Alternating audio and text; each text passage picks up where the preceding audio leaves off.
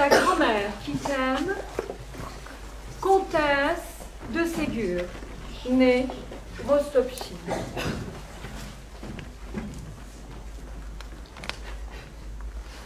Cher enfant, tu es fort et généreux comme un lion, doux comme un agneau et sage comme un ange. En lisant l'histoire de Gisèle, tu te garderas bien de l'imiter. Au lieu d'être agneau, elle est loup. Au lieu d'être ange, elle est diable. Je ne crains donc pas que tu souffres de la comparaison avec cette méchante petite fille. Il faut en remercier ton papa et ta maman, qui t'élèvent si bien qu'on ne te voit pas de défaut et que tes bonnes qualités ressortent dans toute leur beauté. C'est ainsi que te juge ma vive tendresse. Pierre de Néry, notre frère, son épouse Noémie, leurs enfants et Laurence et moi étions de retour à Lambersart-la-Jolie depuis quelques jours. En effet, après la mort de notre maman, nous avions, Blanche et moi, vécu chez notre sœur aînée Léontine. Mais le caractère intolérable de notre nièce Gisèle, qui avait alors près de 6 ans, et la faiblesse excessive de ses parents pour cette fille unique, avaient poussé Pierre, notre frère, à nous prendre chez lui. Pierre retrouva à Lambersart notre sœur Léontine, qu'il aimait tendrement et qu'il voyait presque tous les jours. As-tu entendu comme moi, Laurence? Gisèle vient encore de faire des siennes. Des scènes, à croire qu'elle ne sait faire que cela. Si seulement Pierre pouvait faire entendre raison à notre sœur. Je t'assure, Léontine, que tu es bien aveugle sur les défauts de Gisèle. Elle est franchement insupportable. Pierre, comment peux-tu être aussi injuste? Tout le monde la trouve changée et charmante. Je veux bien croire qu'on te le dise, mais ce que je ne puis croire, c'est qu'on te parle franchement. Si tu savais comme je suis devenue sévère, je la gronde, je la punis même, toutes les fois qu'elle le mérite. Très bien, mais elle ne le mérite jamais. C'est vrai, elle est devenue douce, gentille, tout à fait obéissante. Mais tu es si sévère avec les enfants que tu ne supportes ni leur bruit, ni leurs petits défauts. En effet, je ne supporte ni leur méchanceté, ni leurs cris de rage. Mais quant à leurs jeux, leurs petites discussions, leurs cris de joie, non seulement je les supporte, mais je les aime et j'y prends part. Au reste, tant mieux pour elle et pour toi si je me trompe. Ah. J'ai promis à mes enfants de leur acheter des fleurs pour des bouquets qu'ils veulent donner à Noémie le jour de sa fête. J'y vais. Au revoir, ma sœur.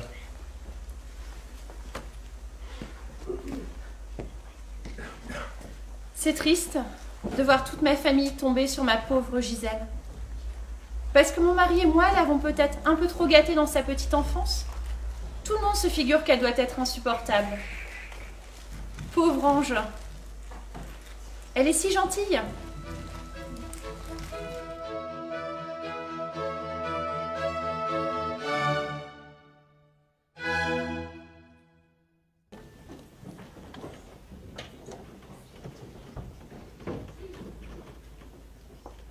Vous voilà ici. Bah, je croyais que vous étiez parti pour vous promener. Non, nous faisons des bouquets pour maman. C'est demain le jour de sa fête. Et toi, qu'est-ce que ma tante te donnera? À moi, rien du tout, ce n'est pas ma fête. Oh, c'est drôle ça. Papa et maman me font toujours des présents le jour de leur fête. Voyons mes fleurs. Oh, qu'elles sont jolies. Oh, et comme elles sentent bon. Où les as-tu cueillies? C'est papa qui nous les a amenés. Ton papa me gronde continuellement. Parce que tu es méchant. Il ne nous gronde jamais, Isabelle et moi. Jamais. Mais qu'est-ce qui t'a dit que j'étais méchante? C'est personne, on le voit bien. Petite bête, va. Tu seras comme ton papa qui trouve tout le monde méchant. Non, pas tout le monde. Il trouve maman très bonne. Il trouve ma tante Blanche et ma tante Laurence très bonnes. Il me trouve très bon et il trouve Isabelle très bonne. Bonjour ma tante. Bonjour Gisèle. Toujours aimable. Tu fais des bouquets avec Georges et Isabelle? Non, je regarde. Je vais les aider, ces chers petits. Tenez mon petit Isabelle, mon petit Georges. Je vous ferai 2 beaux bouquets que vous donnerez demain à votre maman. Et moi, qu'est-ce que je ferai? Toi, tu feras ce que tu faisais quand tu es entrée. Quand je suis entrée, tu regarderas. Et tu crois donc que ça m'amuse de regarder faire des bouquets? Si ça t'ennuie, fais autre chose. Tu n'es vraiment pas facile à contenter. Oh, je vois bien que c'est toi qui dis à tout le monde que je suis méchante. Je le dirai à papa et à maman. Ils seront très fâchés contre toi. Tu verras cela. Dis ce que tu voudras, ma pauvre fille. À présent que nous demeurons chez mon frère et mon excellente belle-sœur, je ne m'effraie plus de ce que tu peux dire. Et je te plains d'être aussi méchante à 10 ans que tu l'étais à 6. C'est pas vrai. Maman dit que je suis devenue très bonne. Ta pauvre maman t'aime tellement qu'elle te croit bonne. Demande à mon oncle Pierre s'il pense à la même chose. La bonne aventure gay, la bonne aventure. Arrête! On ne te force pas, je sais la contraire, il est ne peut pas s'en dire à bout. Qu'il la garde près de lui. Non! Laisse-moi!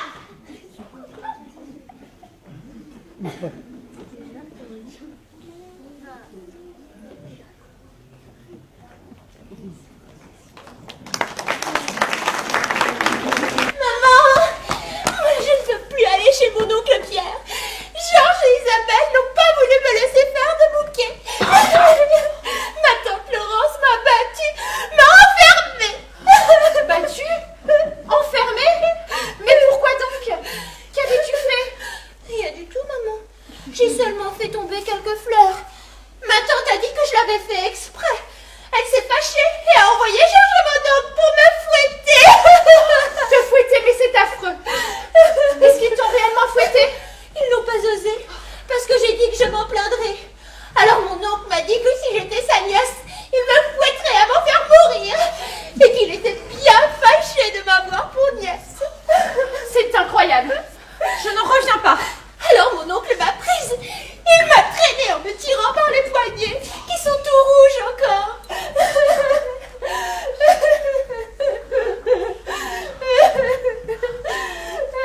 Oh, pauvre petite, victime d'une incroyable jalousie. Tu n'iras plus chez ton oncle qu'avec moi. Et je ne te quitterai pas d'un instant. Je te le promets. Ma bonne, je vous recommande de bien dire à maman comme moi. Mais, mademoiselle Gisèle, je ne sais pas ce qui s'est passé. Vous savez bien que j'étais avec la femme de chambre de madame votre tante. Mais vous savez toujours comme je criais. Ah, quant à ça, je puis l'affirmer. Eh bien, je vous ordonne de dire comme moi. Soyez tranquille, mademoiselle Gisèle, je ne vous contredirai pas. Elle est méchante tout de même, cette petite fille. Si je n'avais pas de si gros gages, je ne resterais pas 2 jours avec elle. Mais j'ai ma pauvre mère à soutenir. Elle ne manquera de rien tant que je resterai chez les de Gerville. Bonjour, la chère enfant. Oh oh! Je vois à vos jolis yeux rouges et à vos cheveux ébouriffés qu'il y a eu quelque chose cet après-midi. Il y a eu que mon oncle Pierre a été plus méchant que jamais. Et ma tante Laurence aussi. Mon enfant, ceci n'est pas possible. Je connais votre oncle et votre tante depuis qu'ils sont au monde. Ils ne peuvent pas être méchants. Justement, mon bon ami, j'ai à vous parler sérieusement. Gisèle, ma petite chérie, va chez ta bonne. J'ai quelque chose à dire que tu ne dois pas entendre. Oh, je sais bien ce que vous voulez dire à mon bon ami que j'aime tant. Vous voulez lui parler de mon oncle et de ma tante. Elle a deviné. Quel esprit a cet enfant? Gisèle, votre maman vous a demandé de sortir. Moi aussi j'ai à lui parler. Laissez-nous seuls. Mon bon ami, vous êtes fâché contre moi? Je sais bien pourquoi. C'est parce que j'ai dit que vous êtes vieux? Oh, pardonnez-moi, mon bon ami, j'ai eu tort. Je ne me rappelais plus que les tantes de Montclair m'avaient recommandé de ne pas vous parler de votre âge, ni de votre perruque. Oh. Elles disent que c'est un gazon que vous avez sur la tête. Gisèle, sortez à présent. Je vous le demande très sérieusement. Maman! Va, mon enfant, obéis à notre meilleur ami.